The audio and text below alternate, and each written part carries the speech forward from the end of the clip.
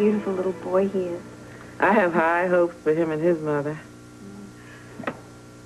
Look, honey, if you and Lucky want to stay a while, I got a spare bedroom upstairs you can stay in. Oh, thank you, May Mae, but we're going to be all right, really. I wish that I could tell you about this, but I can't. You see, Luke and I have been having some problems for a while now, and we're trying to work it out, and it'll be resolved one way or the other very soon. Well, just so long as you know that I'm here for you, that's all. Well, I think that's why we landed on your doorstep. Good. Simone and I had to leave so quickly the other day, and you were just about to tell us more about your family and our house, and you were showing me some picture here. Oh, yes. My husband, Daniel Ward, and Bradley, and David, and our daughter, Edith, on the porch. Yes, let me see. Bradley was about 12 years old there, so this is the summer of 1957. And he grew up to be a minister and a state assemblyman? And the husband and the father. Isabella and their children came to live with me in your house when Bradley went to Albany. And they stayed for some years after that. Did they have a dog with spots? Her name was Polly. And she finally went to Philadelphia with my daughter-in-law and her two babies. Oh, that dog lived to be 16 years of age. We found a child's drawing of her. It was in the corner cabinet. That's my grandson, Justice. Boy, that child loved to paint and draw.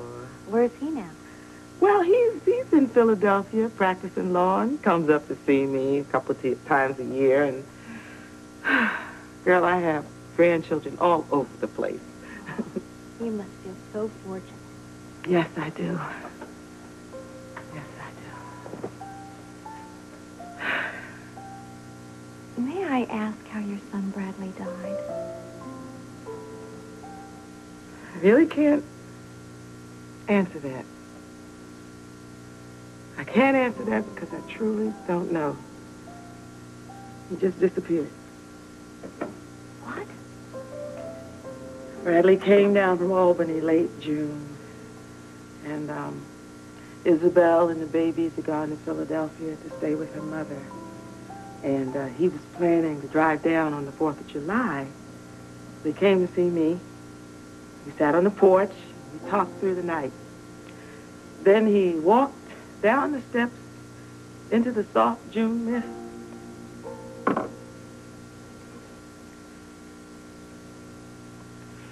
Nobody's seen him since.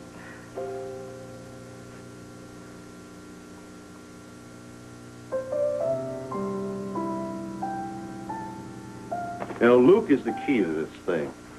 Because I'm totally convinced that so-called mugging on the docks was an intended hit on Luke. I also think that he knows what's escalating this war between Garfield and Smith. Sean, my guess is he won't be intimidated being dragged into here at the police station or the police commissioner's office. No offense, boss. All right, all right. And he won't tell us anything we don't already know. Oh, get that, will you? Yeah, Garcia here. What? All of them? Looks like Garfield's boys are packing up and slinking back to Detroit. Good, good. Who have you got on the phone? Morrison. Tell him to keep his men in place. I want to make sure that Garfield's people get out of town. Yeah, Brian. The boss wants you to hang in there until you're sure they're all gone. Right. Okay, thanks. Bye. Let's hope that's one less problem we have to worry about. Yeah, amen. Right, Donnelly. What the hell do you think you're doing?